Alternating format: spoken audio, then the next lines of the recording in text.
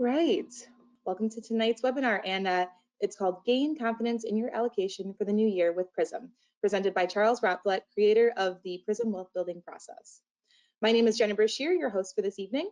We want to thank you all for attending and are really excited to showcase step 2 of the PRISM Academy, recognizing your risk tolerance in allocation. I do want to preface tonight's presentation by reminding our viewers that AAII is a nonprofit educational group and is not a financial advisor, and thus is not able to give personal advice. Every investor is different. That's why with our goal with each broadcast and article is to educate you on how to make better financial decisions. And if you have questions for Charles and I tonight, please feel free to send them via your GoToWebinar control panel on the right-hand side of your screen. And if you experience any issues with the audio or video of the webinar, please consult the instructions on how to change your device's settings or consult the GoToWebinar website for support at gotowebinar.com. And a handout of the presentation tonight is available under the handout section of your GoToWebinar control panel, which is located on the right-hand side of the screen. And a friendly reminder that this presentation is recorded and a replay of the webinar will be available tomorrow on AAII's YouTube channel, along with links to this presentation's handouts, as well as any resources that we discuss. For new viewers, we'd like to give a little background about our organization. The American Association of Individual Investors is an independent nonprofit corporation formed in 1978 for the purpose of assisting individuals in becoming effective managers of their own assets through programs of education, information, and research. And as I mentioned before, tonight's webinar is an interactive event. Therefore, we will be answering questions as well as polling the audience on various topics throughout the presentation. And additionally, we have a short survey at the end of the webinar that we'd encourage our members to complete as well. So without further ado, sit back, relax, and enjoy tonight's presentation. Take it away, Charles. Thanks, Jenna. Good evening, everybody. Happy Thursday evening. We're happy to have you join us. Tonight, we're going to talk about allocation and viewing it from the standpoint of your goals and your tolerance for risk. And before I begin, I want to just take a step back and just talk a little bit about the PRISM wealth building process. This provides a framework for aligning your investment decisions with your goals. It's really designed to give you really a method by which you can decide how you should invest based on what you're investing for. So one way to describe it is when you turn on CNBC, maybe you read Kiplinger's, maybe you're going Yahoo Finance or Market Watch or Barron's, you see all these people giving specific investment advice. And some of the advice is good, some of it is, well, we'll just say not so good. But the problem is they're showering you with ideas of what you should do. And none of those ideas may have any bearing with what the goals are. We all have goals for our wealth. Some of us want to build wealth for the sake of building wealth. Some of us want to pass money on to our heirs. Maybe you leave money for charity. Perhaps our goals are funding retirement, or perhaps buying a second house. Whatever your goal is, it's your goals, but those goals should drive your investing decisions.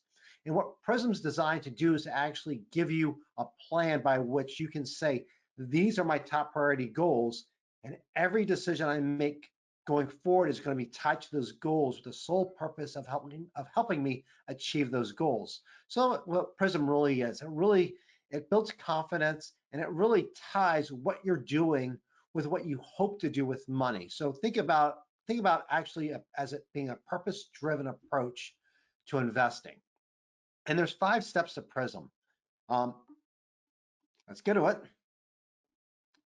It's prioritizing your goals, recognizing your risk tolerance and allocation, identifying your investment management preferences, selecting and managing investments, and finally monitoring both your allocation, but also your progress towards goals and your life stages. So why do we start with goals, and why do we talk about prioritizing goals? Well, first of all, as I said before, we all have reasons why we're investing. And chances are there are important reasons, and there are reasons that are very important to you. So if those goals matter to you, then it'll only make sense that everything else you do with your money is aligned with those goals. But the other thing is, we ask people to prioritize their goals and write down their goals, and the reason why is that there's even studies showing that just merely writing down your goals leads to a huge increase in your ability to achieve those goals, about 42%. And as we're in January, I'll point out that a few of us here at AAII use a fitness app called Strava. It's basically social sharing for workouts. And every year, Strava has what's known as a Quitters Day. Usually it's somewhere time early in January where they see the number of people logging on to Strava and recording their workouts drop dramatically. What happens is people wake up New Year's Eve, I'm going to get in shape. This is the year I'm going to lose weight. I'm going to take care of myself. They get to mid-January and there goes their goals. But if all they did was simply write down their goals, chances are they would stick with it. And if they wrote down their goals and then had a plan for achieving those goals, chances are they would go well past Quitters Day on Strava and really make great progress on achieving their goals. So it's not so much that PRISM itself is this magical strategy we've created. We really approach it from a practical matter. If I'm an investor and I have goals I want to reach, how do I do this? And so we really created this to help you create your own guidance and create your own rules and develop your own personal path to achieving your goals. And today we're going to focus on step 2, which is recognizing your risk tolerance and your allocation. And as I go through this, you'll see how PRISM can be a very personalized approach to achieving your goals. And one thing I always start off a lot of presentations with is this slide. It talks about the optimal strategy. And the optimal strategy is always the one you can stick with no matter what the market's doing. So it may not be the same strategy your friends following, your neighbors following, perhaps your siblings following, but it is a strategy that's right for you. It's a strategy that you can stick with. And although everybody's always focused on what the highest returning strategy is, the reality is the strategy you can stick with no matter what the market's doing is going to give you the best returns. Because what happens is sometimes people go after the highest returning strategy, which can often be the most volatile strategy, and they find out that volatility is too much for them. They panic, they pull out, and if all of a sudden they have returns that are far less than they would have realized if they had just dialed down the risk, which is not to say a highly risky strategy is bad. A highly volatile strategy with very high returns works really well if you can stick with it. And tonight we're going to go over some strategies and help you think about how much risk you can withstand in terms of portfolio volatility, and also you can withstand in terms of shorter term pullbacks in the value of your portfolio. So let's start off with risk tolerance and allocation. So risk is really the timing of when do you need to withdraw money. Will you have the money you need at the time you need to spend it? And between point now and that point in the future when you need to withdraw that money, do you have the psychological ability to deal with what Mr. Market throws at you? Because we all know Mr. Market is a very moody guy. Sometimes he's really, really happy. Other times he's throwing a tantrum, kicking the value of your portfolio down and down and down. So it's really two aspects. One, having that money at the time you need to spend it, but two, having the ability to withstand whatever volatility Mr. Market throws at you between now and that time you need to take withdrawals. And then allocation is simply the mix of asset classes. So allocation is really a function of your goals, when you expect to reach those goals, and how long of a period of time you expect to spend on those goals. Where risk tolerance is your ability to stay with a certain strategy as your goals become closer and closer. So to assess your risk tolerance, we'll start with the first part of step 2, is really walking you through this risk tolerance questionnaire. And we're trying to help you gauge what is your ability to tolerate risk. And we have 2 parts to this: the timing of your goal and your financial and psychological risk. And I'm going to go through both parts of this questionnaire today so you understand what we're asking, why we're asking, and why does it matter to your portfolio goals, and why should it matter as you put together your own personal wealth building process. But Jenna, before I do, I know we have a poll here to ask our members and our attendees. Yes, definitely. Let me get it all set up for you.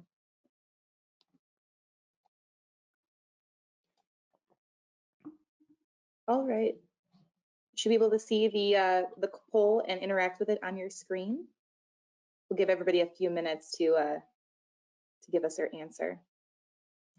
Charles, we did have a quick question. I know It's pretty early in the presentation, but So one of our attendees asked, it's about a specific approach. With interest rates so low, some argue that bonds don't add value to the portfolio. That is, you would be better served by holding cash for short-term needs and investing the balance in equities.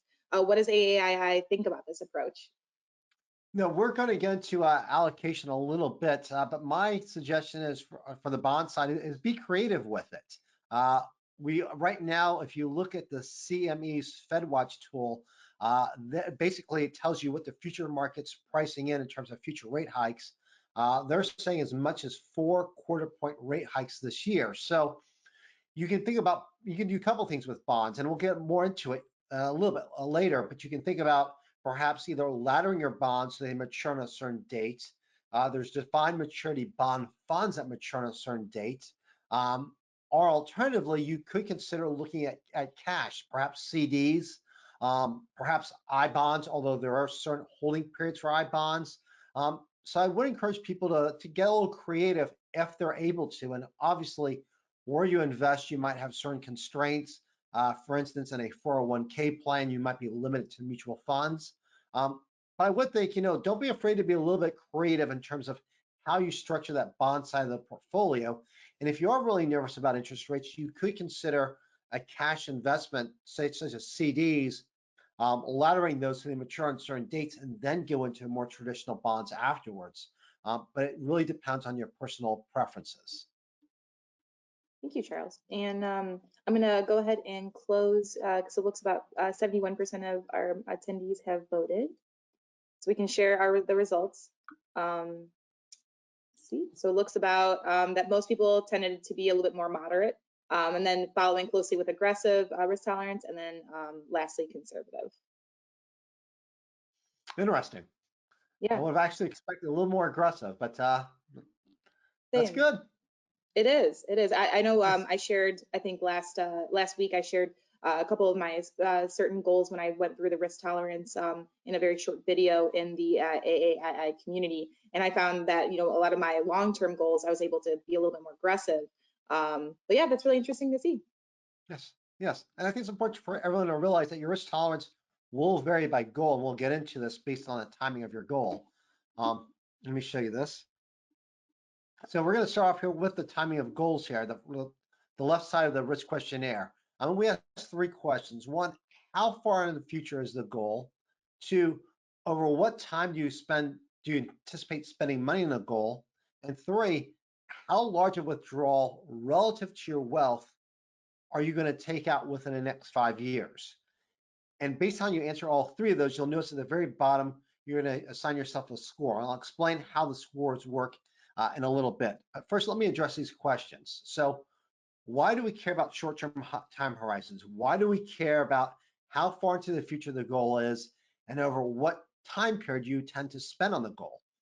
Well, the simple matter of the fact is that the shorter your spending period is, or the sooner you need the money, the more emphasis you need to put on preserving wealth, because if this goal's coming right at you pretty soon, or once you hit that goal, you're going to have to spend your money either immediately over a very short period of time. You're going to be very sensitive to short-term moves in the market, and a drop in the stock market, for instance, that's ill-timed can be very dangerous to your ability, or very damaging, I should say, to your ability to fund your goal. And in fact, a lot of people transitioning to retirement, sequence risk is a big issue, and sequence risk is really an ill-timed series of bad returns. So think about the retiree who person decided, January 1, 2007, I'm going to retire right now, and I'm going to start taking withdrawals from my portfolio, and my portfolio is fully allocated to stocks. Rough first couple of years to retirement. And this is why, in fact, even Jim Clinton's book, Investing at Level 3, he talked about what's known as buffer assets, which is basically having that cash bucket to protect yourself against that ill-timed drop in the market. You do not want to have to sell stocks when they're down if you can all avoid it. And obviously, the closer your goal is in terms of time, the less time you have to allow your portfolio to recover from those drops. So let me give you an example here of how this matters. So we can take a younger investor who's buying their first house. We'll say Elizabeth, she's young, She's managed how she figured out she needs $40,000 for the down payment on her first house. If she puts all that money into the stock market, says she really wants to invest really aggressive, or say she's a young investor now might be saying, forget stocks, I'm going to do all Bitcoin or Ether or perhaps Dogecoin, which is even more volatile. And they say, I'm going to put all this into it. I'm going to really try to make that money. Well, say they're doing this and they find the dream house, the house they really want, has everything they want. And right as they're about to make an offer, the market takes a severe drop. What happens? Well, here's an example. In this case, Elizabeth estimates she needs $40,000 for a down payment. A correction occurs. The market drops by 15%. Suddenly, she now has $34,000. So she's $6,000 short of what she needs to make for that down payment. That could cause her to miss out on her dream house.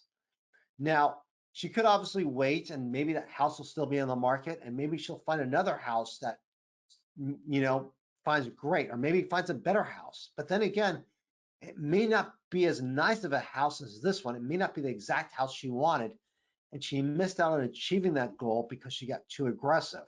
So this is the danger. If you're too aggressive as your goal nears, you're either going to risk missing out on that goal, or you're going to be in a situation where you have to postpone that goal.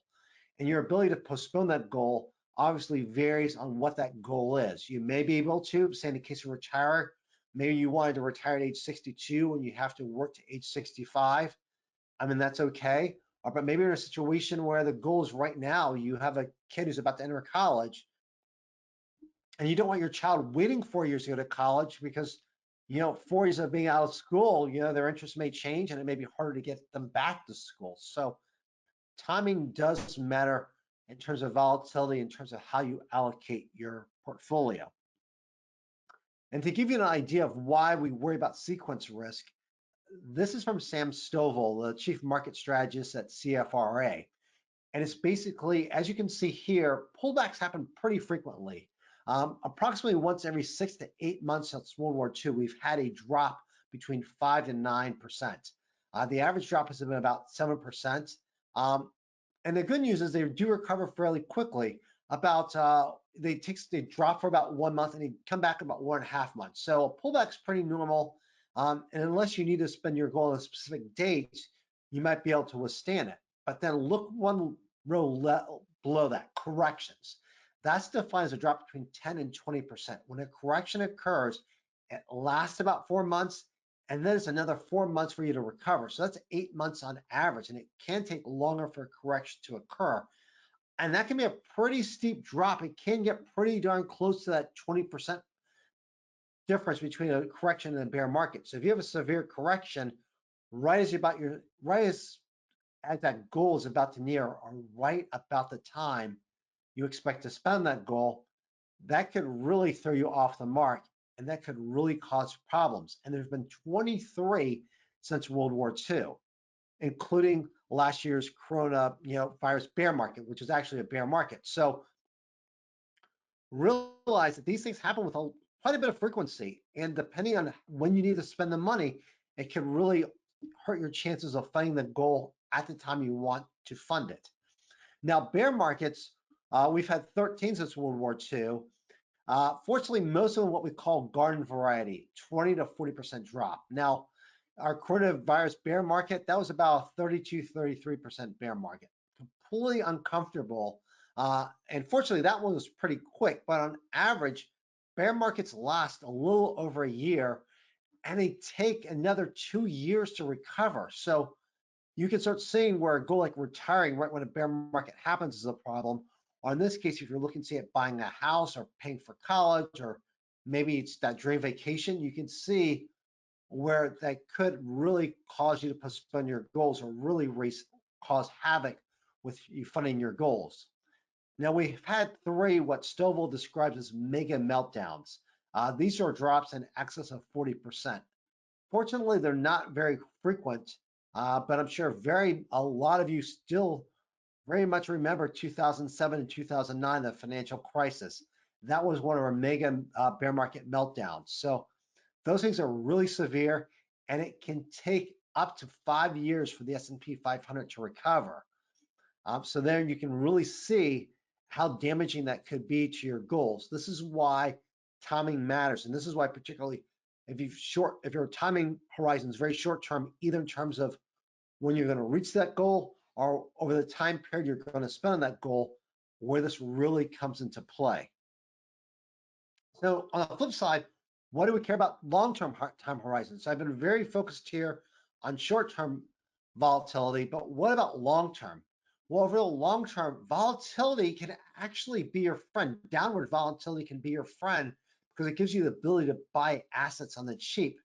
Um, and really, for a long-term investor, your big risk isn't market volatility.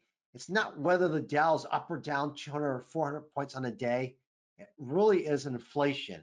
And I realize with the recent CPI report showing inflation at its highest level in nearly 40 years, that's front and center. But we're really thinking long-term, and we're thinking in terms of what's known as purchasing power. Purchasing power is your ability to buy goods and services with the dollars you have. And over the long term, if you don't have growth in excess of inflation, you're going to lose purchasing power. So your big goal in terms of, I should say, really the big emphasis when you have long-term goals is really trying to maximize the growth of your investments. And this calls for a very high exposure to equity because you want to really embrace the short-term volatility because your goal really is to maximize your return. And to maximize your return, you are going to have to cope with some shorter-term bouts of volatility. But by staying aggressive over long term, you get rewarded for that roller coaster ride. Plus, when your goals are long term, you have more time to recover from the shorter term drops. So it's a very different perspective on risk. And think about if, say, you're a retiree and you want to leave inheritance. And here we're using a couple, Bob and Jane. Now, they're pretty recent retirees, and we can assume they're in good health, and perhaps they had parents with longevity. Well, there's research showing that people who are 65 right now have a 1 in 4 chance of living to at least 90. So if you think about retirement, say you retire at age 65 or age 70, you're looking at 2 to 2.5 decades of retirement. And then if you're leaving an IRA, a Roth IRA to your heirs, you can tack on another 10 years before they have to make that withdrawal. So if you're retired and your goal is to leave an inheritance, you could be looking at money that may not be withdrawn or spent for a good 40 years. So a pretty long time horizon. And obviously, this is money you're leaving for your heirs as opposed to money you might have to withdraw now to fund your retirement. And so when you're looking though, if you're having money segmented for leaving inheritance, there's a strong argument that even though there's this talk about retirees investing more conservatively, to really be aggressive and really have yourself allocate to equities, and particularly equities that have shown very high rates of returns over long periods. So how does PRISM help with this? Well, PRISM ties the timing of when your goals will be reached and how long you will be spending on them into your assessment of risk. So we're looking at when is your goal going to be reached? And once your goal is reached, how long into the future are you going to keep spending on that goal? We also factor in the proportion of wealth. So you might have a goal that you need to spend on the next few years, but if what you're spending on that goal is a very small portion of your wealth, you're better suited to tolerate a short-term drop in the market because if there's a short-term drop in the market, you can still cover it with more of your portfolio. You're not worried about hurting your portfolio so much from withdrawing from it. So if you need to say withdraw 3% of your portfolio and the market drops, that's not so bad. If you have to take 30 or 40% of your portfolio and the market drops, that's a big difference. So there is a consideration of magnitude. How much are you spending relative to your total wealth? And that plays a role in your ability to tolerate sequence risk. So we're talking here about our risk tolerance and applying what you learn. And in PRISM Academy, we're actually engaging people. And so what PRISM Academy is, this is on our community forum. Jenna oversees this. And it's basically an interactive forum where you can actually really interact with other AI members, get more detailed videos about the different steps of PRISM, but also give a chance to share your thoughts and get feedback. So Jenna, I know we've asked a couple of questions. Do you want to share those with the members? Yes, Or I definitely. can do it. No, go ahead if you feel like you have it. Okay. See. Sure.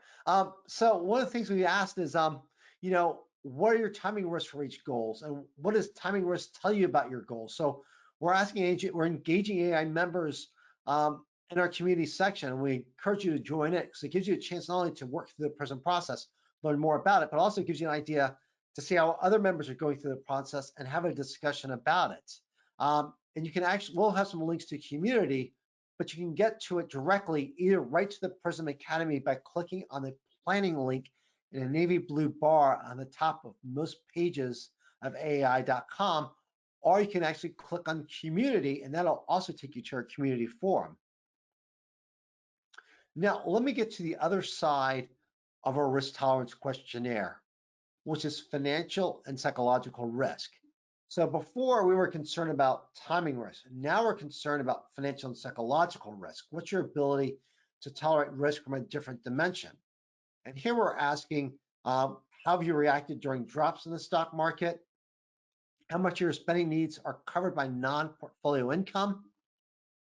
And also, how would you describe your knowledge of key investing concepts? And we'll get to each of those. But I want to quickly address this first question. During drops in the stock market, have you?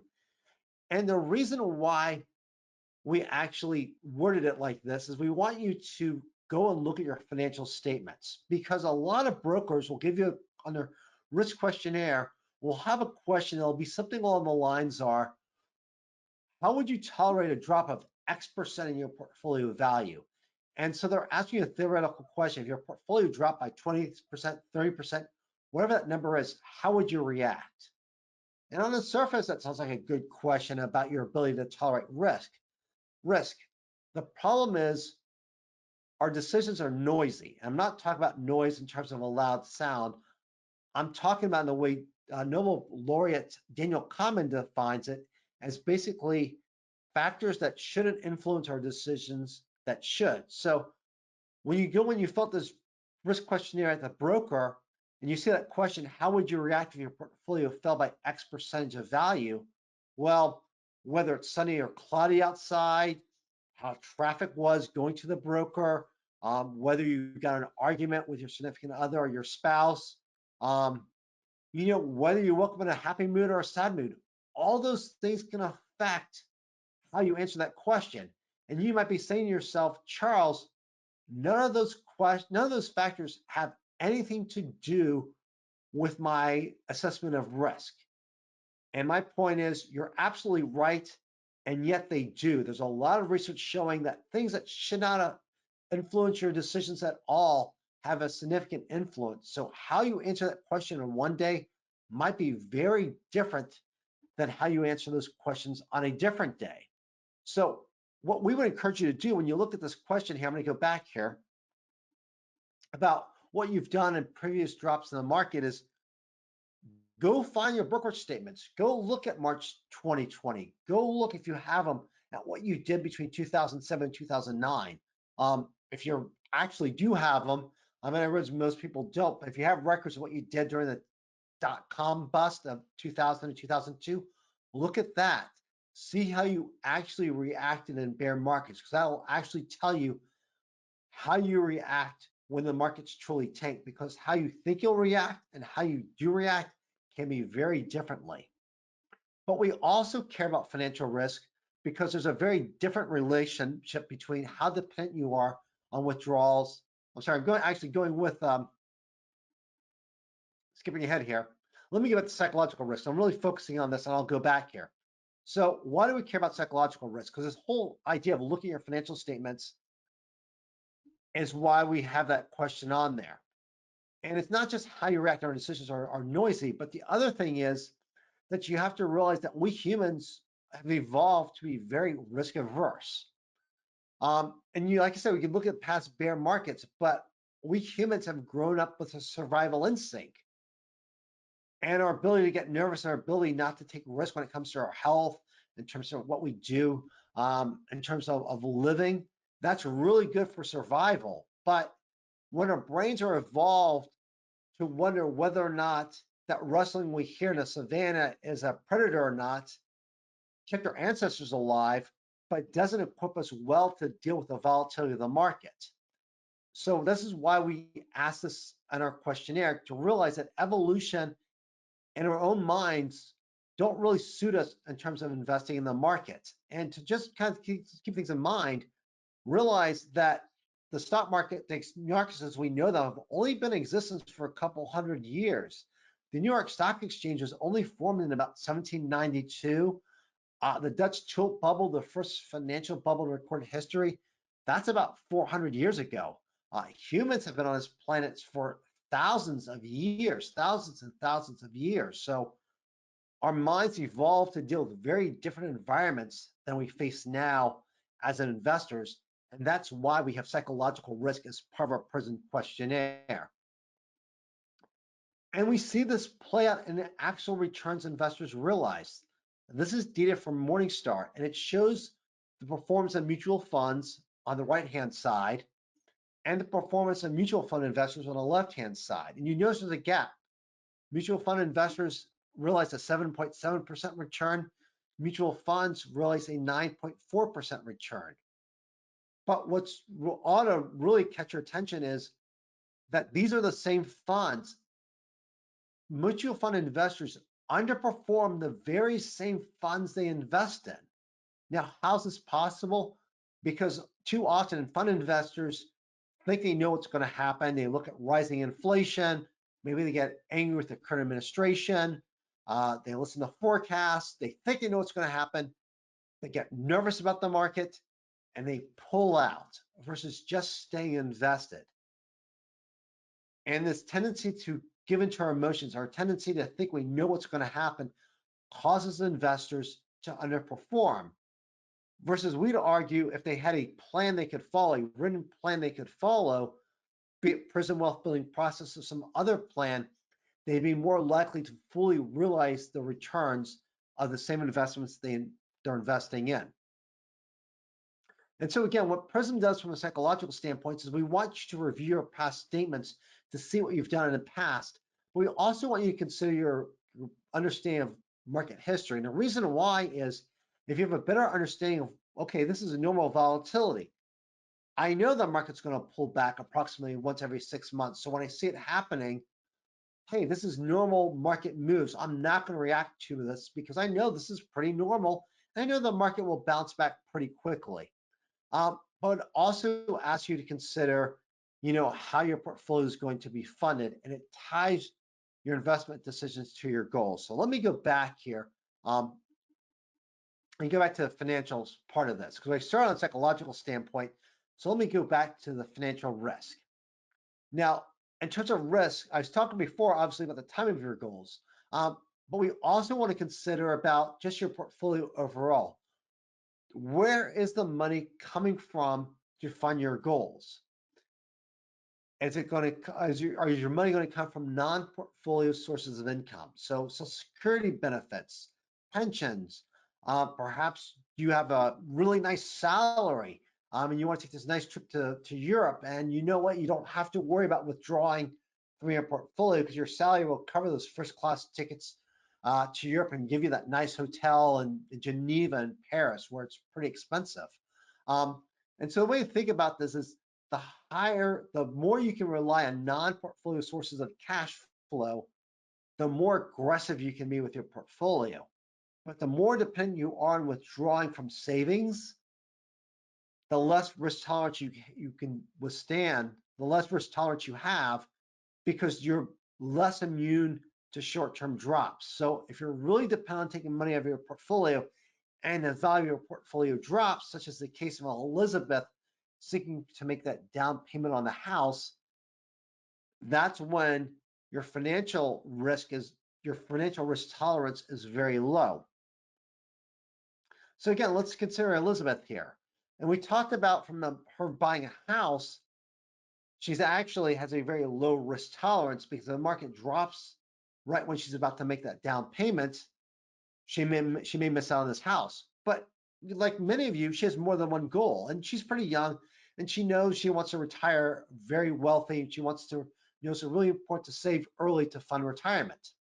So in her case, from a retirement perspective, in terms of investing that goal, she actually has a very aggressive tolerance. So buying a house, short-term goal, large outflow of wealth, she's not very risk tolerant. She's a low risk tolerance, but for retirement, a very high risk tolerance. And one of the things PRISM does is it ties in your risk tolerance with your goals. So depending on, for each goal, you could have a different tolerance for risk. And at this point, she's trying to save for retirement. And because she's young and she has a lot of time to reach retirement, and she really needs her money to grow much faster than inflation, she's a high tolerance for risk. So in this case, different goals, different tolerance for risk. Now, keep in mind, her ability to stay aggressive for investing in retirement will be tied to her psychological ability to tolerate risk. So it does count on her being able to withstand the shorter term drops in the market and not worry about it. But when we look from a time standpoint, she doesn't need to spend that money because she's actually taking money out of her non-portfolio sources of income, in this case her salary, to save. Now, if we look at Bob and Jane, we could say they have a low financial tolerance for risk if they're fortunate enough to receive both a pension and Social Security benefits, and those in combination are enough to fund their retirement. So in this case, their top priority goal might be funding retirement, but they don't have to rely on their portfolio. Now, like some of you, they may be forced to take withdrawals in terms of required minimum distributions, but because they don't need to spend that money, they can turn around, take those withdrawals and throw it right back into a brokerage account and continue to invest it because they don't need to spend. Now, if they didn't have those pension benefits, and instead they were solely reliant on Social Security benefits, and the Social Security benefits weren't enough to cover their retirement expenses, then they would have a lower tolerance for risk, because in this case, they would need to take money out of the portfolio to cover short-term spending. In this case, the amount of the retirement spending they need that's not covered by Social Security. In that case, perhaps their secondary goal is to leave money to their heirs, or perhaps fund their college tuition for their grandkids. But if they didn't have the benefit of both Social Security and pension income covering their retirement goals, instead, they needed to withdraw money out of their portfolio to cover retirement expenses. In that case, it might make leaving money for inheritance more of an aspirational goal. So depending on what you need to withdraw from your portfolio alters not only your primary goal, but also has an impact on your secondary goals as well. And a simple way to think about this is the longer the period of time is before you need to spend money, and the less money you need to spend relative to your wealth, the greater your ability to tolerate risk is. So basically, the longer you can put off taking withdrawals and the smaller those withdrawals are relative to your wealth, the more risk tolerant you are from a financial standpoint. Now, you still have to deal with your psychological ability to deal with risk, but from a financial standpoint, being affluent does reduce your risk tolerance. And so we do actually apply this again in the PRISM Academy. We've asked members again how they've reacted to past market drops and what the response was. So in our PRISM Academy, which is in our community, we've asked members again to go through this exercise and take a look. And I think it's very helpful because if you have reacted to past markets, you want to think about, well, what have you done differently? Have you done something to avoid making the same mistakes? To give you a personal example, in 2008, you can find this down on YouTube. I got pretty close to actually predicting where the Dow would fall. I believe the Dow fell to about 6,600 in March 2009. There's video of me saying the Dow could fall to about 6,200. Now, I'm not claiming to have any soothsaying skills. It was pure luck. I used some valuation multiples at past bear markets to try and estimate where the Dow would fall. But even though I had a pretty good estimate of where the market might bottom at, once we were really staring to abyss near the bottom of the bear market, I did pull back my equity allocations, which in hindsight, even though I knew I should have stayed fully invested, my emotions got the better of me. And so knowing that happened, I actually really embraced rebalancing. I'm a big believer in rebalancing, and I'll talk more about it in the March issue. But basically, is when the market's down now, I look at my portfolio allocation, I look to see, is my allocation to stocks lower than it should be?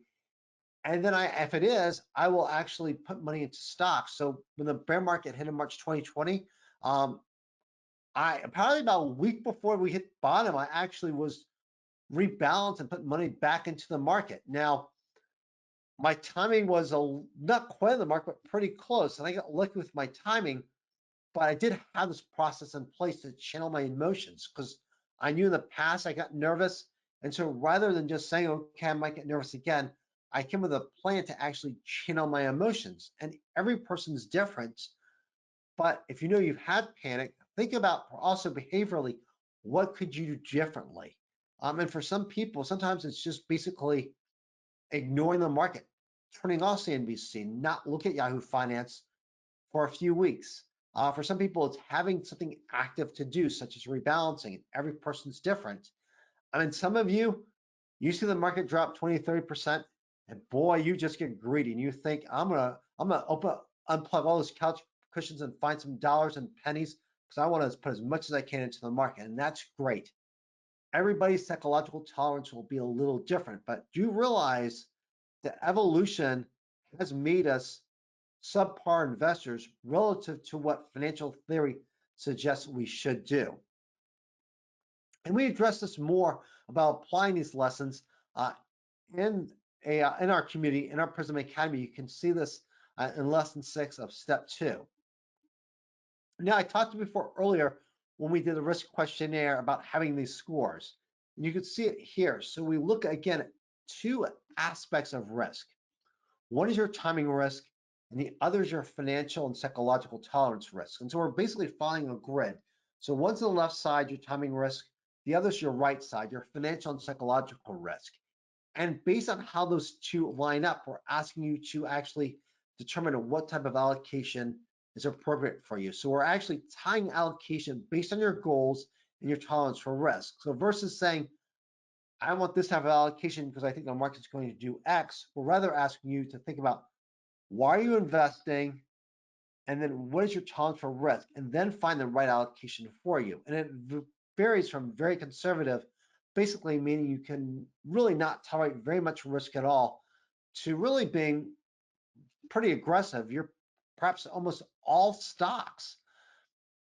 And some of you, obviously, we saw in the polls where a lot of you might be falling in that moderate category. But these all tie into our asset allocation models. And you'll find these on AAII.com, AAII.com/asset allocation. And we have 3 models, an aggressive, a moderate, and a conservative. And the variation is really the allocation to stocks. Aggressive is basically all stocks.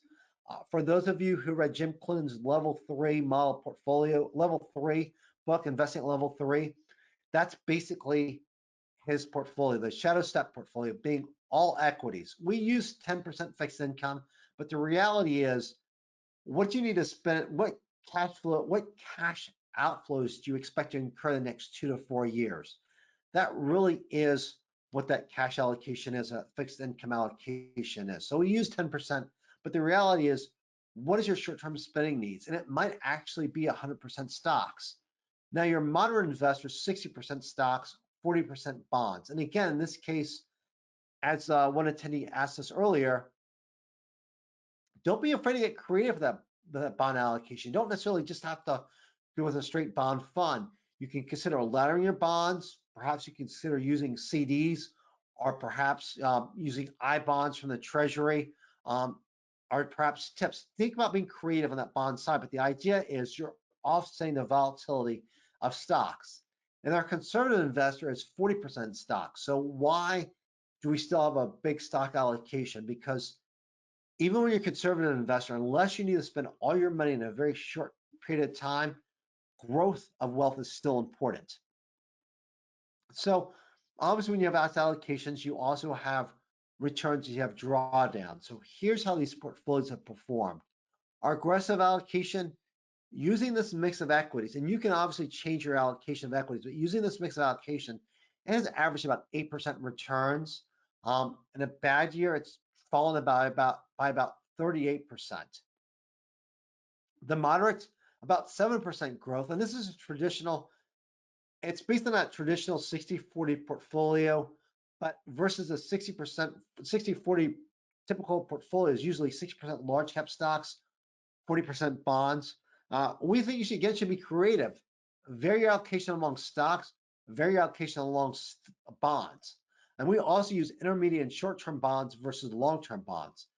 This historically has given about 7% return and lost about 21% in a bad year. And a conservative investor, you can see here, lost about 12% in a bad year and gives you about 6% growth. So as you get more conservative, lower returns, but also less risk. So there's that trade-off that if you want more return, you're going to have more portfolio volatility. If you want less portfolio volatility, you've got to be willing to give up some return. There's always trade-offs.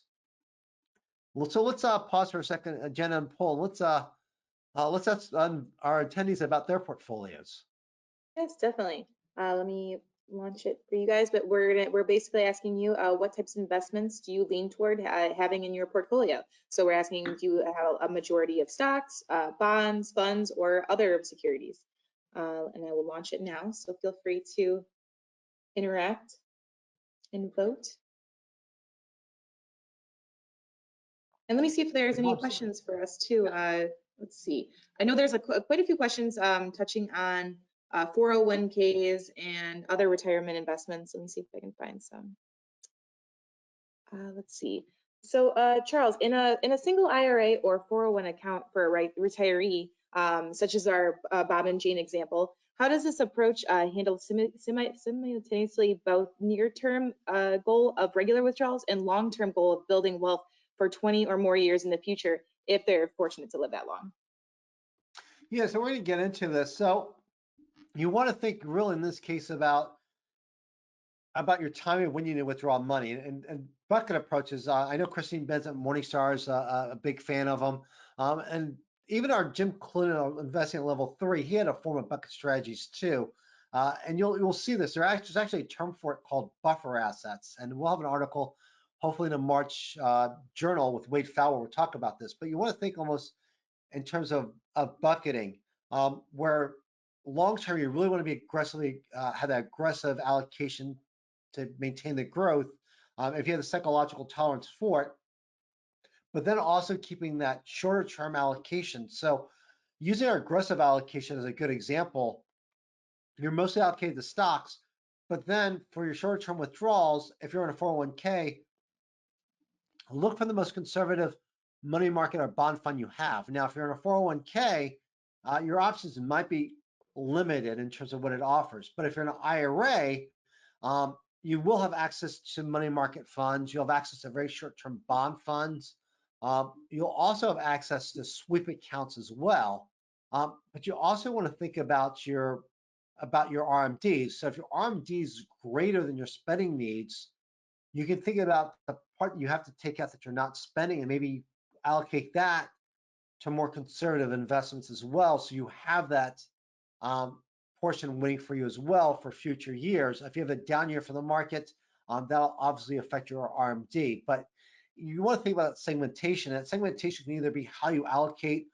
I'm going to percentage-wise allocate X to aggressive assets and allocate percentage-wise to more conservative assets. Or the flip side is if you don't want to use your allocation models, you could also think about just segmenting by time, where maybe you have a very conservative bucket that's, again, money market accounts, and then you're taking a lot of risk on the other side as well. Either of those work. And I know it's a lot of a long answer to a simple question, but there is a lot of room in allocation, and we'll get to a couple strategies with that. Makes sense. And we have another question. Talking about the summary slide there, you were comparing the AAII's 3 types of allocation models. So what was the range of years that were covered when on that slide? We've been monitoring the allocation models, I believe, since '93. On that allocation model, we actually discussed the on that page. We actually discussed the funds we're using, what we're using to track it. So we're using actual mutual fund performance to track that performance. But we've looked longer term too. And in fact, when we analyzed we updated the allocation models, I believe in 2020. We actually did look at longer term historical data too to make sure our numbers are correct. But those actually reflect the performance of actual mutual funds with expenses built into them. Makes sense. And let's see if we have any more questions. One of our attendees asked if you are using a portfolio for a 20+ year retirement period, but starting to spend it now, is the timing of your goal in the questionnaire short-term or long-term? So in that case, you're looking at probably it really is between that, and you'll be looking really at those two questions about your goal is your spending duration is long term, but then you also have a question about how much you're withdrawing relative to your wealth. So we ask that question because we realize some people have goals that you're hitting now, they have a long spending duration as well. So when you look at the questionnaire, we actually do address that. And let's see, I will share the results for the poll now, and it looks like pretty much stocks and funds. So that's interesting to see. Yeah, absolutely. And it doesn't, and we obviously don't see the allocation of funds in there, but we do see that with our asset allocation models that bonds tend to be a little bit low. And that's actually pretty close to asset allocation. I think we do an asset allocation survey each month. And I want to say for December, the bond allocation was about, which is include bonds and bond funds, was about 16%. So it's pretty close to what we've seen in that. Interesting. Thanks everyone for participating. Okay, I'll get my screen back here and we'll talk about, so we're going to talk here about allocations and about what populates your allocation. So I'm a big believer that people should start thinking about just getting the balance of stocks, bonds, and cash right over the long term. There's certainly other assets you can hold in your portfolio, but we look at what I showed you earlier with Morningstar's data about how mutual fund investors underperform the very mutual funds they invest in. I think if all you do is get your mix of stocks, bonds, and cash right over the long term, you're going to have returns far in excess of the average investor. Now, certainly there's other assets you can work into it, real estate, commodities. If you're really aggressive, perhaps Bitcoin, preferred stocks, there's a lot in there. But I really like to start focusing on stocks, bonds, and cash because so many people fail to just get that basic mix right and stick to that right mix over the long term. So why stocks? Well, over the long term, they've actually realized the highest long-term rate of return, really good inflation beaters. But also over the long term, they become less volatile. So you can see here, even over 5 years, your risk of a loss drops. And so we've actually looked at large cap stocks really since the 1920s about how many 5-year periods have they lost value and how many 5-year periods have they gained value. As you can see here, the greenish bars when they've gained money, you can see the volatility. So 1-year periods are very volatile, and that's why we're concerned about sequence risk because in a 1-year period, you can have a huge gain or you can have a huge loss. When you start getting out to 5 years, things start to smooth out. Now with bonds, I apologize. We did have a graph in here. Honestly, Excel was giving us a little fits because it had a hard time understanding the minimum return might actually be positive. So it was actually flipping the minimum and maximum value on our chart. So we're going to get this fixed. But rather than show you a chart that was not right, I took it off. But why do we include bonds? And it's particularly now in this environment where we do have inflation that's elevated and we have a Fed that's really set to go from giving stimulus to really pulling back the reins and starting to actually tighten and sort of tighten instead of really being expansive. Well, the reasons why, there's an old adage that bonds give you the courage to invest in stocks. So bonds reduce the volatility of the portfolio. When you buy a bond and you hold it to maturity, it preserves wealth. Now, it may not preserve purchasing power relative to inflation, but does preserve your capital. Bonds do provide a stream of income. Granted, not so great in the current market environment, but they do provide that stream of income. But the other thing about bonds, if you buy bonds or you buy things called defined maturity bond funds, and what those are, they're ETFs or mutual funds, and they actually mature on a certain date. So you can buy them just like funds. Fidelity offers them in a mutual fund. Invesco and iShares offers them as ETFs. And you can buy one of those funds that's going to expire, say, in 2025 or 2027, and they'll mature on that date just like a bond will. So they're a hybrid type security, but they kind of give you the best of both worlds. And the nice thing about bonds is you can actually have them mature based on when you need to spend the money. Now, again, for those of you who are nervous, you can consider, laddering CDs. You can do the same thing, tying CDs so they mature on different dates. You can certainly look at things like I bonds. They'd also mature on a certain date as well. So there's different things you could do on the bond side. But the idea of having bonds is if your spending, your financial risk or psychological risk doesn't call for an all equity exposure, bonds do have a role, but be creative with how you're doing it and think through what might be the best option for you. But do realize that if you're investing in a 401k, perhaps a 529 plan, you might have constraints. And we talk about 3 investing management preferences in step 3. We get into this, but you might have constraints where you might want to do A, but your only options are B. In this case, your only options might be to use bond funds. I do include bond funds in my 403B plan, which is similar to a 401k plan to provide some dampening of volatility. Also give me a pool of assets I can withdraw, I can pull from if the market drops and I want to rebalance back into stocks. I just use intermediate term corporate bonds. I'm not trying to make a big bet on what the market's doing. My allocation in that portfolio, for those who are curious, is basically 20% bonds, 80% equities.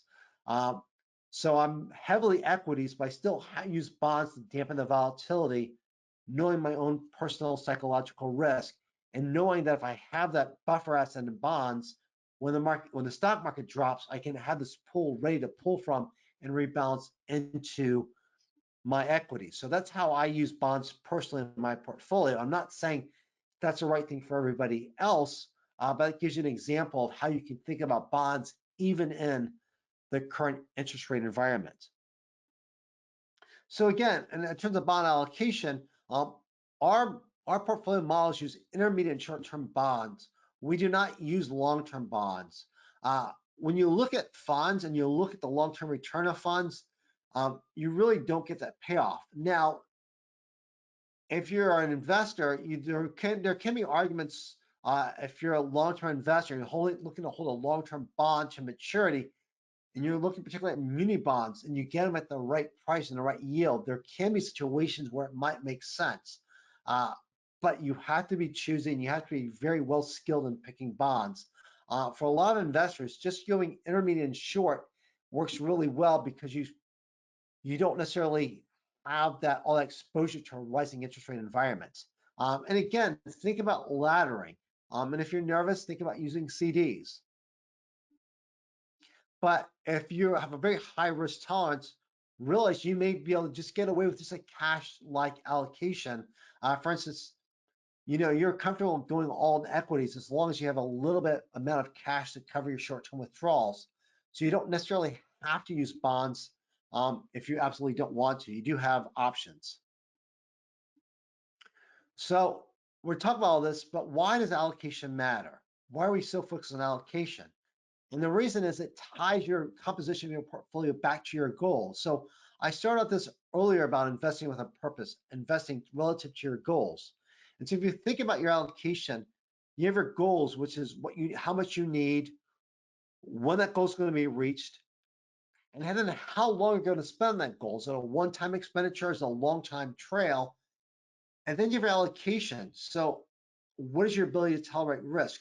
All those influence your allocations. And you've noticed nowhere is a discussion being about, well, what's the market going to do next year? what's going to happen in Ukraine? What's going to happen with the supply chain? How much is the S&P 500 going to be up this year? If you invest in your goals, it really gives you the ability to churn out all those headlines because you're really focusing on here's this goal I have to reach. And one of the great things about being investors is that we have set time horizons. Our time horizons are really infinite. We're either investing to fund our retirements, we're investing perhaps pay for our kids or grandkids' college tuition, maybe we have vacation big vacation goals, maybe we want to leave money to a charity, whatever it is, we have certain goals and we can assign timelines for them. Now, if your money's leaving for inheritance, we obviously don't know what age we're going to die, but we know we're probably not going to make it to 120. And so because we have these set time horizons, it actually makes the allocation decision easier because we know we can start allocating based on those time horizons. And even if those time horizons may not be absolutely set, we have a general idea and we can make decisions based on them. But the other reason is realize allocation is one of the most important investing decisions you can make. One study said it influences up to 90% of your portfolio returns. And to be fair, there have been some arguments about whether that 90% number is too high, but we do know that's a huge effect. And we do know where most people really screw up their portfolios is not so much not picking the perfect investments, but not simply sticking to their allocation, not determining what that optimal allocation strategy is for them and sticking to it. That's where most investors make their big mistakes. And if you simply avoid that mistake and find that strategy that works really well for you based on your goals, you will have returns in excess of the average investor. And so the one thing about allocation, so if you're going to allocate that, you want to also make sure you diversify. And diversification really is about avoiding being wrong. So diversification protects you against systematic risk. First of all, if the stock market falls or interest rates rise, if you're diversified across different assets, you're better able to handle that systematic risk. And a systematic risk is unavoidable. Any decision you make with your money is going to incur systematic risk. You get in a stock market, you're going to take the risk of it tanking. Put it in bonds, you're going to take the risk of inflation jumping and interest rates skyrocketing. You put the money in cash, you run the risk of losing purchasing power. Put in gold, you run the risk of gold not appreciating as much of other assets. You put in Bitcoin, you run the risk of your money being worthless someday. You cannot avoid systematic risk, but diversifying provides protection about it by spreading out the types of systematic risk you're incurring. And I like to think about diversification of also increasing the odds of being right. When you diversify across asset classes or even across asset class groups, say large cap stocks, small cap stocks, international stocks, it increases the odds of being allocated to the right asset class or the right asset class group at the right time. The other thing to remember about diversification is the market does not compensate you for risk that cannot be diversified away. In fact, the market penalizes you when you take risks that could otherwise be diversified away. And Jen, I know we have another poll regarding diversification here. Yes, let me grab that real quick. So we're going to ask our attendees on a scale from 1 to 3, how diversified is your portfolio? So 1 being not very diversified at all, 2 being somewhat diversified, and 3 fairly diversified. And I will launch it. So go ahead and feel free to participate now. And Charles, we've been getting some great questions in. Let me pull out a couple. Let's see.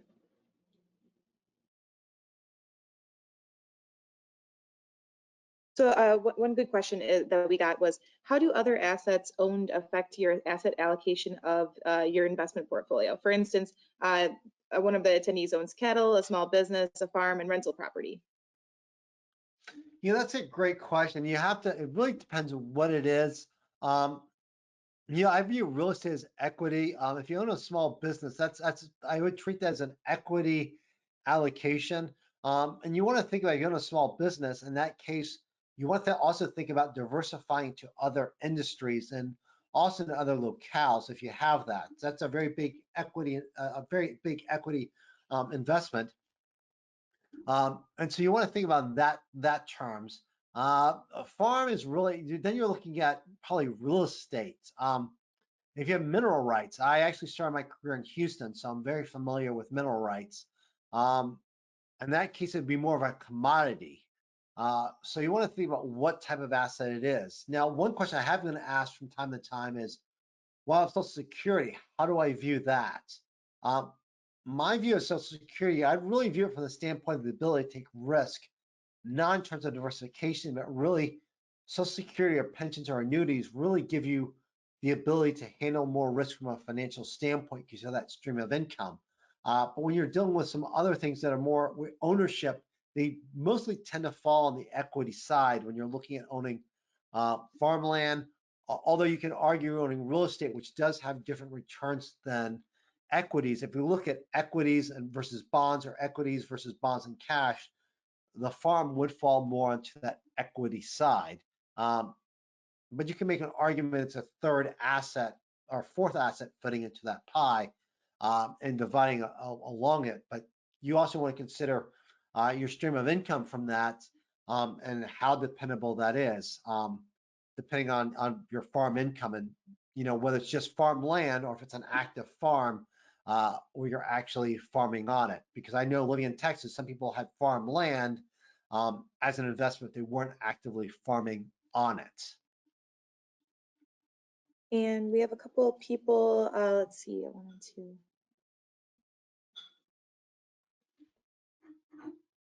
I'm going to go ahead and share the results real quick. Sure. Here we go. So on a scale from 1 to 3, how diversified is your portfolio? Most people said diversified. The next was somewhat diversified, and then only 9% said not diversified at all. Okay, that's great. And keep in mind, you can have an all equity portfolio. You can withstand the market volatility, but even an all equity portfolio, you want to make sure you're diversifying among the assets you have within that portfolio. And there's certainly nothing wrong with letting your winners run from a stock standpoint. But realize that if you're only investing in a few stocks, and I've met people who are very concentrated in the portfolios and they're very comfortable doing so, realize that the fewer stocks you hold, the more greater the risk is on one of those companies, really taking the damage going on to your portfolio.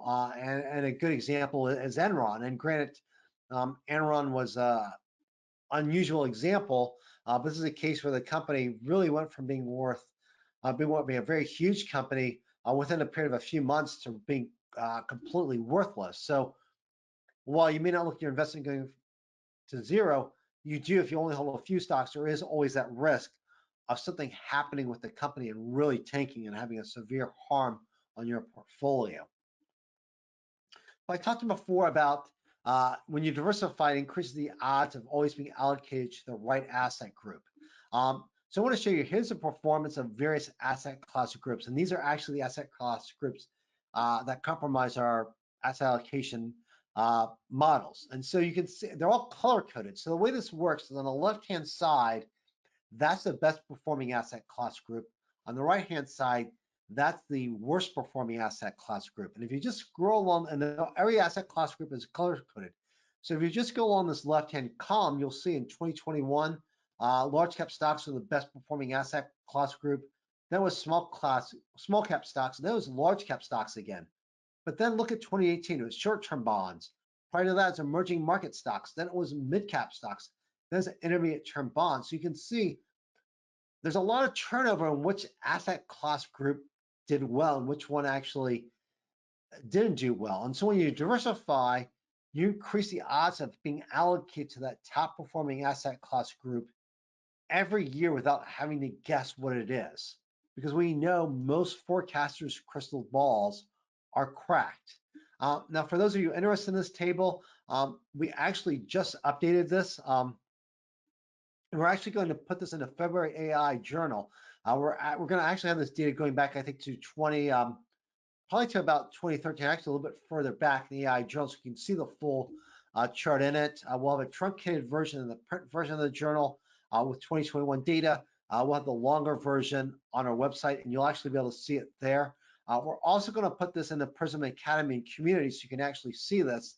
And our intention is to continually updating this each year so you can see how this thing evolves.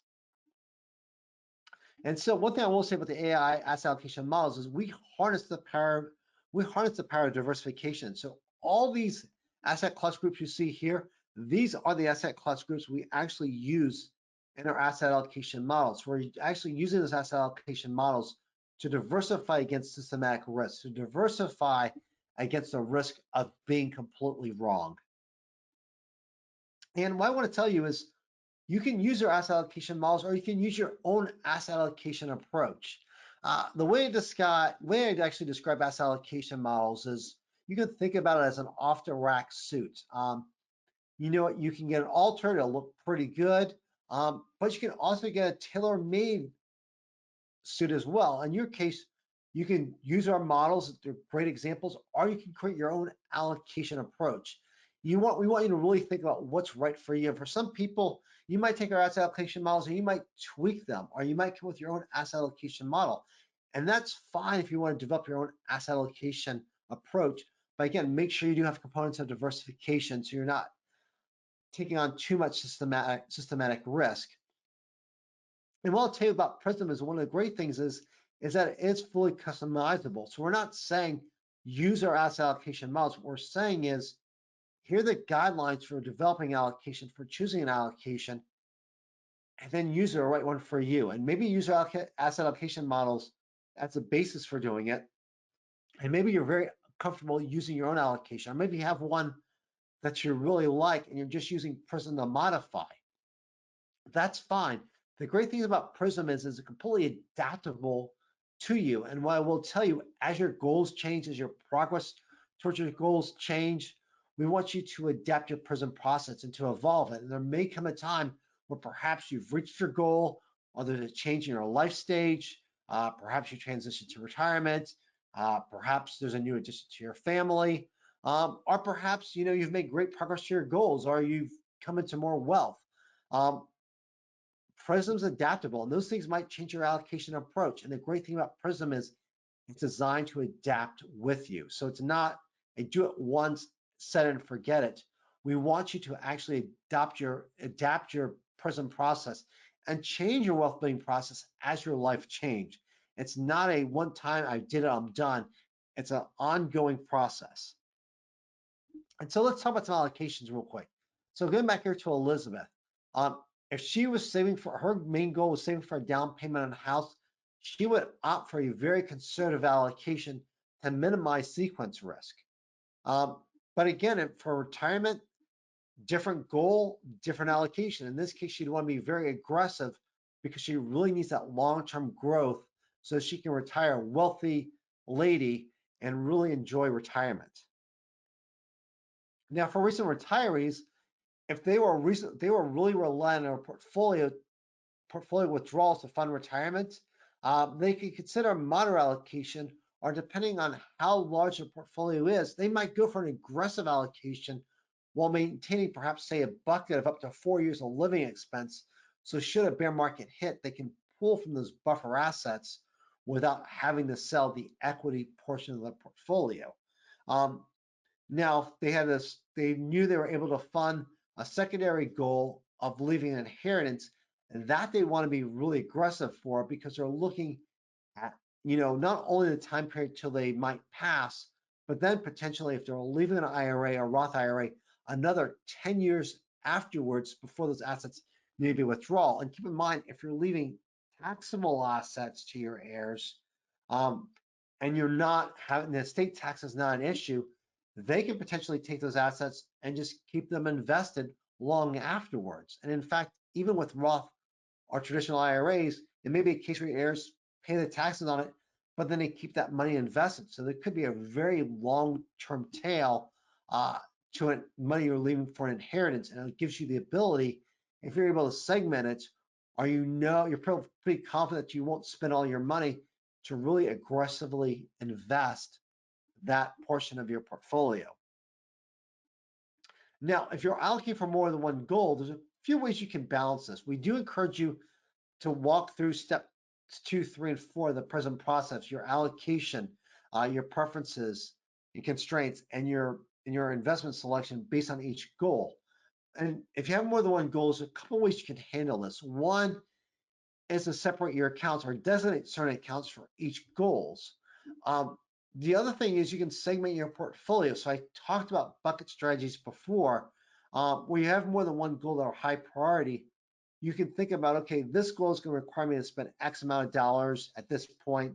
This goal is going to require me to spend Y amount of dollars at this point, and start walking through the math and thinking about, okay, how much do I have in short-term spending needs? How much do I have in long-term spending needs? And think about it that way. Either way, it gets a little more complex, but it can be done. You could also weight your portfolio. You could also weight your goals too.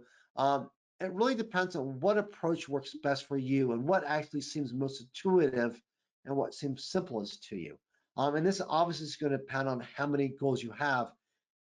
And one thing we do ask people to do in the present process is to prioritize your goal. What goal must you absolutely meet no matter what happens? And then what goals might be more aspirational? And as you go through that goal process, realize you might have to make some hard choices. You might really want to leave some money to your congregation, which is a very worthy goal. It might be a goal that's very dear to you. But if you really need to fund retirement, ensure that you have retirement funded, then that needs to be your top goal. So you're not having to be relying on your congregants. And we have the same issue when we look at people you wanting to pay for their kids or grandkids college. They might have a really big goal funding retirement, and that should be their top goal. And then think about funding college education second. And I realize a lot of parents want to help their kids out with college. And I was very fortunate to have parents who were able to help out my college expenses and also help out with my sister's college expenses. But it was also more important that they had the money they need to fund retirement first, and they made it that priority. And unfortunately, my parents are living comfortably in retirement now. Um, but there will be hard choices depending on your goals and depending on your wealth. You might have to realize that one goal is more important than the other. And that's part of the PRISM process to really think about what goals matter and how do I allocate to achieve those goals. So we want you to work those hard decisions. And again, in PRISM community, we give you a chance. If you want to talk about it, you can. If you don't, that's fine too. Maybe you just want to see what other people are doing. But we'd love for you to at least share your thoughts about your experience with the PRISM process, what you've learned, and how it actually influences your investing decisions. And so one of the things we do in terms of PRISM Academy is we've asked members to talk about how diversified their portfolios are and what types of what investments they're actually most allocated to. So to have that conversation, and so you can learn from other members and engage and perhaps get ideas from other members. And again, we're not asking you to necessarily share personal information, but you can talk things a more conceptual standpoint. It's up to you, but I think you will find it an engaging process, and I think you'll find it a very good learning process as well. And I think participating will help you get more value out of PRISM. And the importance of an allocation diversification, we're going to be posting lesson 8 of part 2 pretty soon to go more into it. And so if you think about the PRISM process, so I talked about goal setting before, which is step 1. Focused a lot tonight on step 2 is recognizing your risk tolerance and allocation. And so once you do that, then you would move to step 3, which is identifying your investment management preferences. And this really comes down to how do you want to invest? What's your preference? Are you someone who really wants to handpick your own securities? Are you someone who's you're a big admirer of Jack Bogle, and you really want to hold index funds? Perhaps you are for an advisor, or perhaps you view yourself as an indexed investor, but you're investing in a 529 plan. So you have this constraint where you're required to use certain funds. So step 3 allows you to really prompts you to think about that. So think about PRISM as a funnel standpoint. The very top is you have all your goals you want to reach. Then you want to narrow it down to, okay, I have this goal.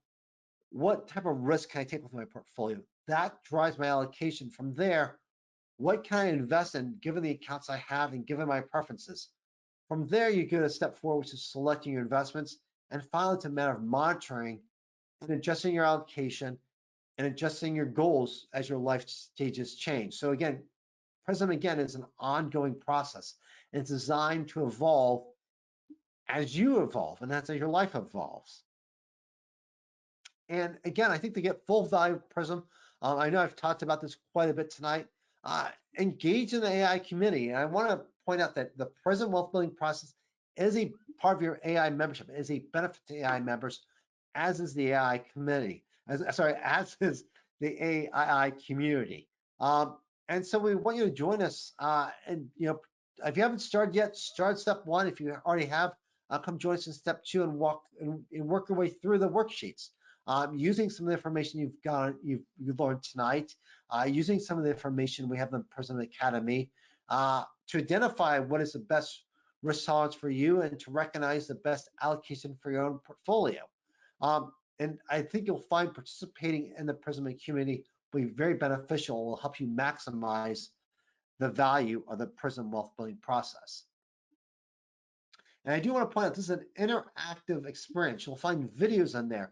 You have the ability to interact with other AI members. You'll have exercises to help you get more out of the PRISM Academy. And again, it's a member benefit, so we encourage you to join it.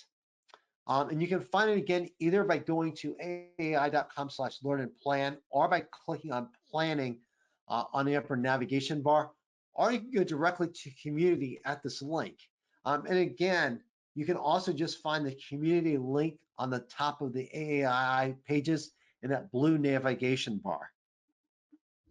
And so in terms of what we have coming up in the PRISM Academy, so again, we have step 1 and step 2 coming up. In February, we'll be holding a special webinar talking about identifying your investment management preferences. March, we'll start getting into selecting your investments and we'll give you some guidelines for how to choose stocks, bonds, and funds. And then we get to step 5. We get to April, we'll start addressing step 5 about talking about how PRISM evolves with your life.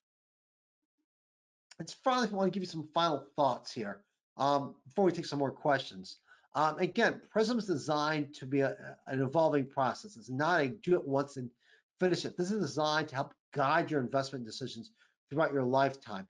And it also gives you a great opportunity to sit down and talk with your spouse, your significant other, perhaps your kids or your grandkids about, not only how you invest, but it's a great way to actually have a discussion about why you're investing, why money matters. So it can be a great conversation starter with your family. But again, PRISM is really about giving you the framework to develop the investment process that's right for you. We know every person's going to have their own PRISM process. It's going to be a little different. We're giving you the tools, the framework, the confidence to build your own investment plan. But it's up to you to develop your own investment plan, because chances are everybody watching this probably has slightly different goals and slightly different tolerance for risk and probably slightly different financial situations, and that's okay. This is meant to be customized based on your personal situation.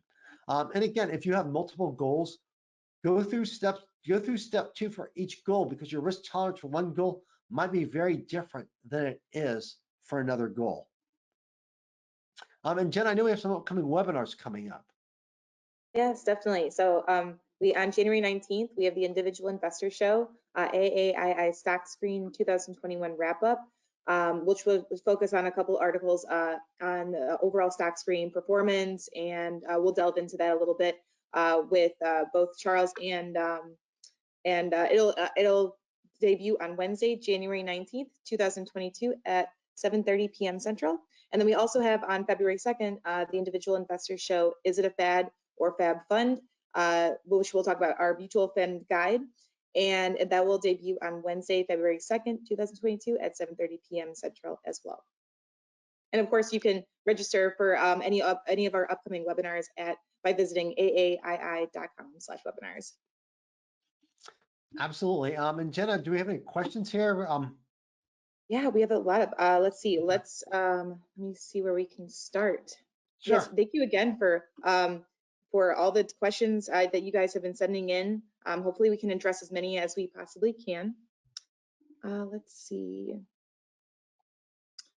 So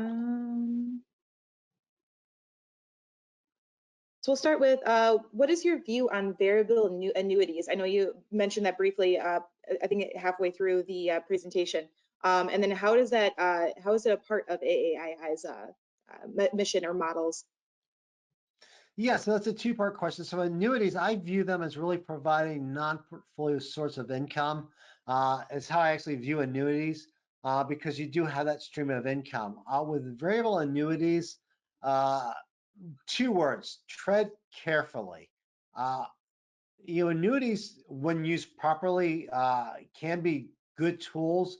Particularly if they're variable annuities, you have to be very conscious about what the costs are, what the contract terms are, also whether there's any penalty for trying to get out of them too early. So um, a lot of times plain vanilla annuities are better, simply because they're simpler and they're lower cost.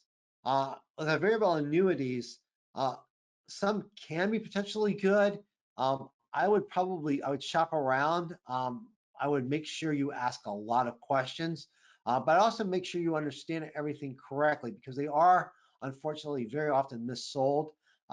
They're often sold by people who are eyeing commissions, who don't truly understand what they're selling, who can't explain all the terms correctly to you. So they're not all inherently bad, but there is a lot of abuse and a lot of mis-selling, and a lot of misunderstanding. So make sure you understand fully what you're investing in, and I would definitely do some comparison shopping before buying uh, particularly a variable annuity. But even a plain vanilla annuity, I would definitely do some comparison and make sure you're getting the best cost, and make sure you fully understand what it is you're buying. And we have in regards to mutual funds, what do you think of using a 60-40 allocated mutual fund with low expenses? And they give an example as was offered by Vanguard. Yeah, absolutely. The Vanguard Wellington is actually one of the oldest still running mutual funds, and it falls approximately 60% stock, 40% bond allocation. I once joked as a 60-40 allocation, as a Subaru of asset allocation models. Um, it works really well. It's dependable. A lot of cocktail parties. People may not necessarily, say, "Hey, I got a Subaru." Although it does depend where you live at, because I lived in Salt Lake City and I lived in Denver, and the Subaru is a very popular car there, particularly among the skiers. Uh, but it's a thing. It's not going to be as flashy, say, as a Tesla. Um, but it's highly reliable. And a 60-40 portfolio, although people love to knock the 60-40 portfolio, and you don't have to do very many searches to see death of 60-40. It's over time, it's worked a lot better than many portfolio strategies. But I would say the traditional allocation of 60% large cap stocks, 40% long-term bonds, you don't necessarily have to follow allocation. A lot of funds do, and they're very simplistic, and you can get a very simple allocation for a low cost. So they do have that advantage. But I would like to see some of those funds be a little bit more allocated in both the stock and bond side. I think it would serve investors well if they did diversify a little bit on both sides. Uh, but the Vanguard Wellington Fund has outperformed a lot of funds with much higher allocations over the long term because of its disciplined approach and its low fees. And in regards to asset allocation, we have an attendee that was asking, I'm approaching retirement in 3 to 5 years. What are some guidelines for appropriate allocations, equity to fixed income in a retirement portfolio? Yeah, that's a period where it can actually be a little bit dangerous for retirees, that transition period as you approach retirement. If you are relying on your portfolio for withdrawals, our founder, even Jim Clune, suggested 2 to 4 years before retirement, building up that cash bucket of 2 to 4 years of cash assets or very low risk assets. And there's a lot of actually experts in the retirement field that do suggest having that built up. And then I will point out there is a tremendous amount of debate about what allocation you should have going into retirement. So I have a chart when I do my portfolio strategies bootcamp showing all the allocations. And let's just say there's a ton of lines going in a ton of different directions.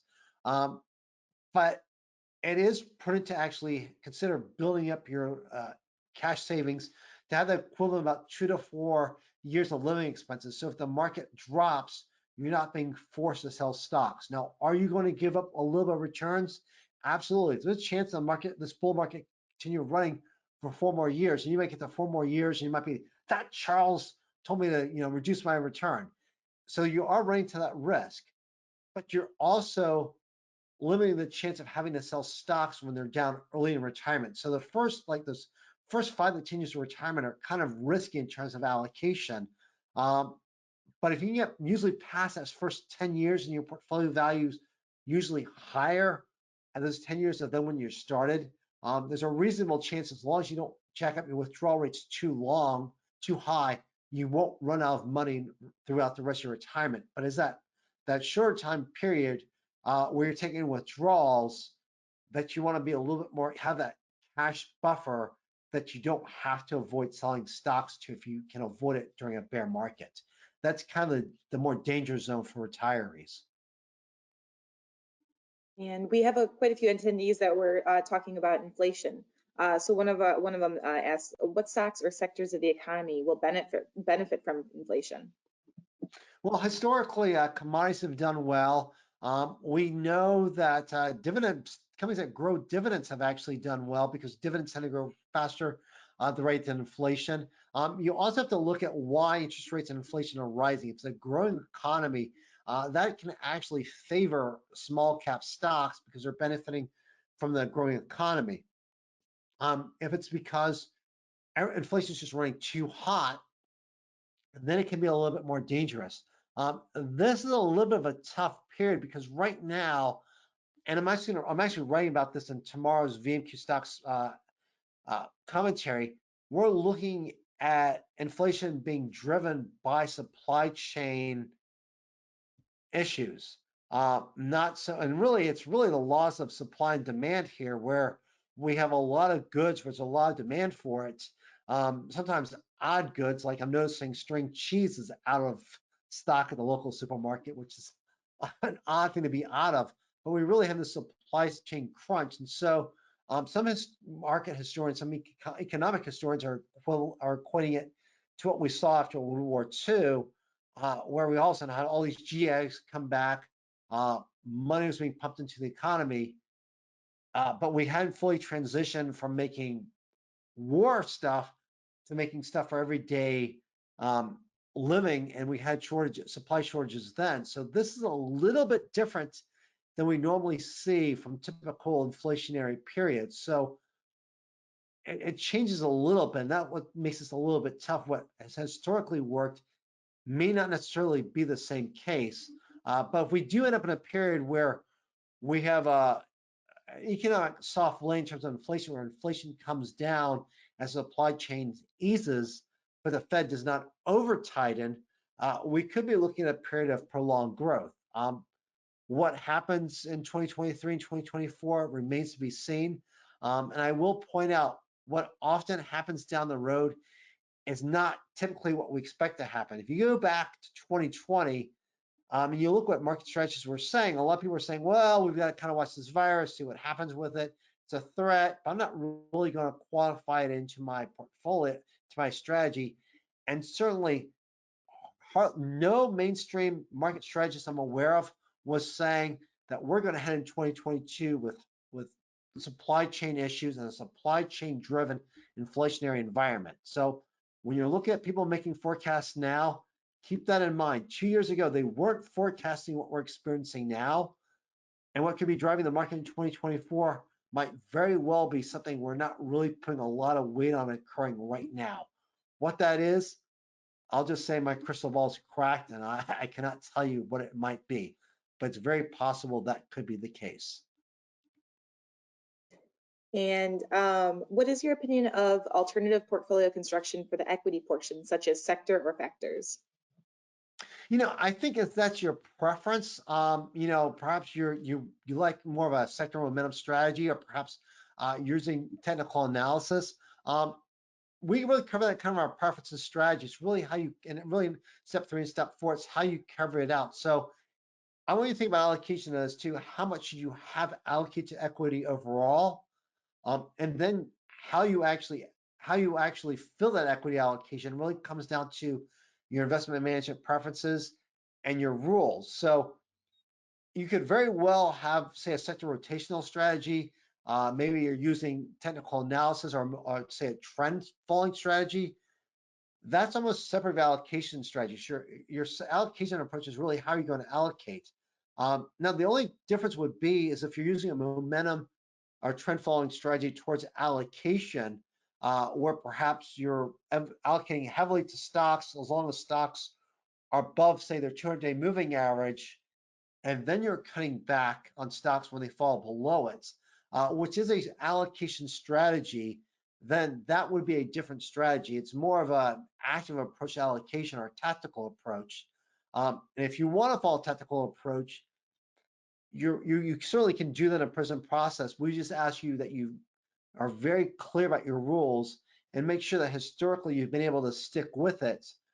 Because one of the challenges with trend following strategies is, people might be willing to get out of the market when let's say when S&P 500 falls below its 200-day moving average, but when it rises above its 200-day moving average, do you have the psychological ability to say, I'm going to follow the strategy, I'm going to get back in, even though at that point the market is only in the early stages of its recovery, and there's still doubters about whether or not the recovery has actually taken hold. So be very conscious of your psychological ability to follow that type of allocation approach. Makes sense. And I wish we had Ween on the call. Actually, we have an SSR member who was asking, are the stocks in the SSR portfolios reasonably allocated, or how would he go about finding that out? Yeah, they actually are. So our Stock Superstars portfolio allocates among 4 different strategies. So it's a 40 stock portfolio, and it actually does provide diversification all by itself from the equity side, because not only does it diversify by industry and sector, it actually diversifies by investing style. So you'll find growth and momentum in there. You'll find value in there. You'll find growth at a reasonable price. So it actually does diversify by strategy. So that 40 stock portfolio is actually very diversified. It's, among all of our portfolios, it is actually by single portfolio the most diversified portfolio we have. Very cool. That's good to know. And we just actually got a new question from an attendee that says, I'm looking to include fixed income as ballast to my overall portfolio. With interest rates increasing, does a move to corporate bonds make sense? And do corporate bonds move in sync with equities? So corporate bonds, I'll preface by saying this. My intermediate term bond fund at Vanguard is actually the Vanguard intermediate term corporate bond fund. So I do have an allocation to corporate bonds over treasuries. You do get a higher yield for it. That fund tends to lean towards a higher quality corporate bonds. And so when you look at your A-rated bond, particularly your A-rated bonds, and even your better B-graded grade funds, you'll get higher yields than you'll find in treasuries. And generally, there's a low risk of bankruptcy. It's not zero, but it's pretty low. But when you start getting a high yield bonds, those tend to be your bonds that are more risky. You do get higher yield for them, but you also have a higher risk of default. So those will move more in line with equities. They're not completely correlated with equities, but your high yield bonds, your junk bonds, will move more in line with treasuries. But even corporate bonds, your higher grade corporate bonds, they will be more affected by changes in the economy, more affected by the very changes in terms of earnings getting worse. So some of the effects that affect stocks will affect corporate bonds, but you still have a lot of diversification at the higher corporate grade levels. So yeah, investment grade, the credit ratings really do matter. Like I said, it really depends on how much risk you're willing to take. And actually going off of risk, somebody asked, is setting trailing stops a fair method for dealing with risk and sudden high market pull down? You absolutely could. That would be part of your allocation strategy if you want to use that type of strategy where it's more tactical. And one thing I would encourage you, if you use stops, um, two things I always encourage people regarding stops. One, if you're going to use stops, make sure you have a set plan for getting back in after you're stopped out with clear rules about when you'll do it and how you'll do it. And obviously the psychological ability to follow it. The other thing with stops is I usually encourage people to set price alerts versus having a firm stop rule. And the reason firm stop order setup, and the reason why is if that price alert triggers, it might give you a chance to stop and evaluate and see what happens. You can look at the volatility in this market. We've seen over the past few days where the market's moved one direction partway through the day, slowly turned and made another day. For those of you who remember the flash crash back, I guess it was 2010 or 11, trying to remember the exact dates, where you had the market just drop a whole lot and then in a few hours and bounce back up. If you have a stop order in there, it will kick in when the market makes a volatile intraday move, and it might actually trigger itself when you might otherwise have not wanted to trigger. So I would consider using price alerts. Granted, you may not sell as quickly as you'd like, but at least gives you that moment to stop and evaluate what's going on and making sure that you do want to actually follow through on the acting. And then another question that's also on risk tolerance, on the topic of risk tolerance. One of our attendees asked, how about compartmentalizing your portfolio, such as a certain percentage is needed to cover expenses, so you have low risk, but treats the rest of your portfolio with higher risk tolerance, or do you advocate finding a midpoint risk tolerance for the entire portfolio? I think either can work. I think the idea of segmenting for a lot of people is just more intuitive. And there's terms for it. Bucket strategy is that segmentation. There's also a similar approach called a barbell approach, and this is really you think of barbell weights, big plates of weights at both ends and a thinner bar running between the two. So at one end with a barbell approach, you're extremely conservative with your portfolio allocation. The other end, you're extremely aggressive, and that's another term for it. It's all segmentation. For a lot of people, it's just more intuitive to do it that way, and so you absolutely can do it that way. Some people would rather find that midpoint. So I would say do what's best for you, what's most intuitive to you. Either works fine. I think it really comes down to a matter of personal preference, and I think that really takes that priority in that scenario. And I think we'll just do one more question. And this is a little bit more personal as far as allocation strategies.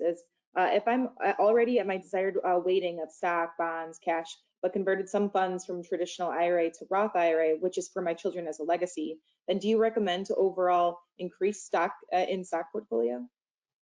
So I guess in this case, if the Roth IRA is specifically allocated just for inheritance, and the remainder of your portfolio is enough to cover all your living expenses and your other goals, in that case, then yeah, you actually could treat that IRA as a separate portfolio and invest it very aggressively.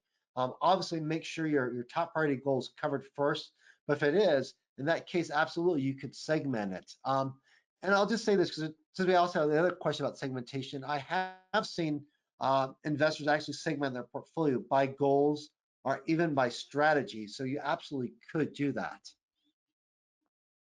Excellent. And is there anything else you want to touch on before you wrap up, Charles?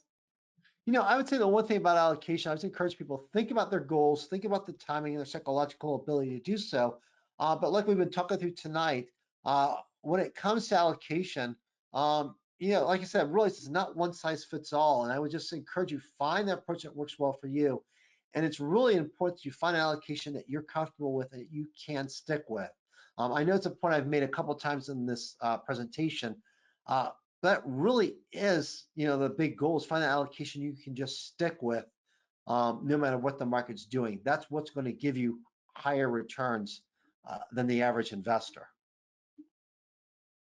Excellent, excellent. And I just wanted to Thank you, Charles, for taking the time to talk about risk tolerance and allocation strategies and get people excited about joining the PRISM Academy in first step 2.